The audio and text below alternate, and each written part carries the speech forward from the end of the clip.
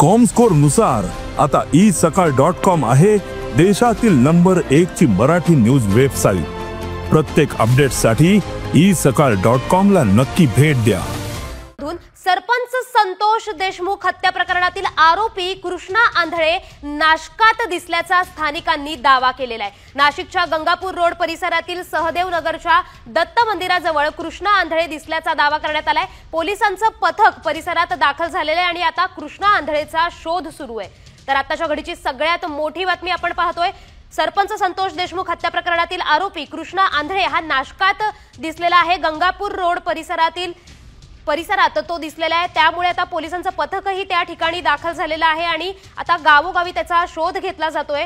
सहदेव नगरच्या दत्त मंदिराजवळ कृष्णा आंधळे दिसल्याचा स्थानिकांनी दावा केलाय। त्यामुळे आता पोलिसांचं पथक त्या परिसरात दाखल झालेलं आहे। कृष्णा आंधळेचा शोध सुरू झालेला आहे। कॉमस्कोर नुसार आता isakal.com आहे देशातील नंबर 1 ची मराठी न्यूज वेबसाईट। प्रत्येक अपडेटसाठी isakal.com ला नक्की भेट द्या।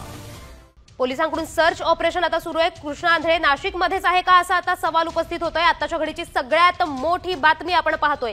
सरपंच संतोष देशमुख हत्या प्रकरणातील कृष्णा आंधळे हा आरोपी आहे आणि तो फरार होता। आता तो नाशकात दिसल्याचा स्थानिकांनी दावा केलेला आहे। नाशिकच्या गंगापूर रोड परिसरात तो दिसलेला आहे असं दावा करण्यात येतोय। सहदेव नगरच्या दत्त मंदिराजवळ तो दिसलाय असा स्थानिकांनी दावा केलेला आहे आणि त्याचमुळे आता पोलिसांचं पथकही तिथे पोहोचलेलं आहे। कृष्णा आंधळेचा आता शोध सुरू आहे। पोलिसांचं सर्च ऑपरेशन सुरू आहे। त्यामुळे आता या परिसरातून कृष्णा आंधळे सापडतोय का हा सवाल उपस्थित होतोय। कृष्णा आंधळे नाशिकमध्ये आहे का असाही सवाल उपस्थित होतोय। तिकडच्या स्थानिकांनी दावा केलाय की तिकडे त्या गंगापूर रोड परिसरात सहदेव नगरच्या दत्त मंदिराजवळ कृष्णा आंधळे दिसण्यात आलाय असा दावा आता स्थानिकांनी केलेला आहे। सरपंच संतोष देशमुख हत्या प्रकरणाला 3 महिने उलटून गेले आहेत।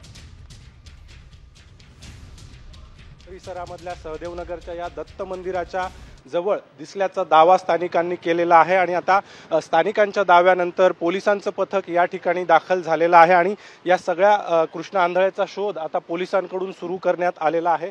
ज्यांना कृष्णा आंधळे दिसला ते स्थानिक नागरिक आता आपल्या सोबत आहे। दादा, तुमचं नाव काय आणि नेमकं तुम्ही काय पाहिलं? मी ॲडव्होकेट गीतेश तानाजीराव बनकर, राहायला मी इथं आनंद हाईट्स बिल्डिंग आहे दत्त चौकाच्या बाजूलाच। सकाळी 9:15 साडेनऊच्या दरम्यान जेव्हा मी खाली आलो दर्शन घ्यायला तर मंदिराच्या बाजूलाच 2 जण मास्क घालून उभे होते आणि त्यांनी कृष्णा आंधळेंनी जो मास्क खाली केला एका सेकंडमध्ये त्याला ओळखलं आणि मला बघून तो तिथून असा पसार झाला। त्याच्या मागं जाता जाता तो मखमालाबादच्या दिशेने गेला आणि त्वरित गंगापूर पोलीस स्टेशनला फोन करून राजपूत साहेबांना लगेच बोलून घेतलं। इथं नेमकं तुम्ही ओळखलं कसं की तो कृष्णा आंधळे? गेल्या 2 दिवसापासून आपण बघतोच एका बातम्या अशा आल्या का तो नाशकात फिरतोय आणि 3 महिन्यापासून जे काही बीडचं जे काही संतोष देशमुखांचं जे काही प्रकरण चालू आहे सगळे बघतोय आपण। त्याच्यामुळं 1 मिनिटांनी किंवा 1 सेकंड पण नाही बघितलं आणि लगेच गंगापूर पोलीस स्टेशनला फोन केला। असं लगेच त्याला 10,000% मी नाशिकला इथं सहदेव नगरमध्ये दत्त मंदिरापाशी बघितलं। तुम्ही बघितलं नेमकं तो काय करत होता नेमकं या ठिकाणी? तो काहीतरी 2 जण काहीतरी असे बोलत होते एकमेकांशी आणि माझी जेव्हा नजर गेली त्याच्याकडं तर हळूच गाडीवर बसला आणि गंगापूर आपलं मखमालाबादच्या दिशेने तो निघून गेला। साधारणतः किती वाजता तुम्ही त्याला? 9:32 मिनिटाला 9:32 ही घटना घडली इथं। तो नेमका त्याच्याकडे गाडी कोणती होती? त्याच्याकडे मोटरसायकल होती, ब्लॅक कलरची मोटरसायकल होती त्याच्याकडे। त्याच्या पाठलाग केला मी परंतु तो पसार होऊन गेला। त्याच्या सोबत कोण होतं? 2 जण होते, त्यांनी व्हाईट मास्क घातलेला होता। नंबर नव्हता गाडीला।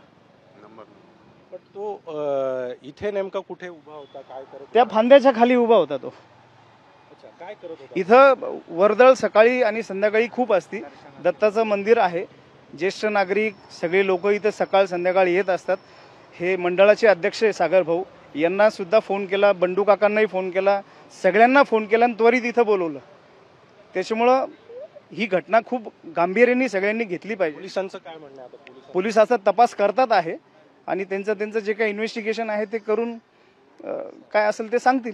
सीसीटीव्ही वगैरे आहेत का? सीसीटीव्ही इथं 4 सीसीटीव्ही आहे, त्याच्यामुळे त्यांचा आता तपास आणि इन्व्हेस्टिगेशन ते करतात आहे।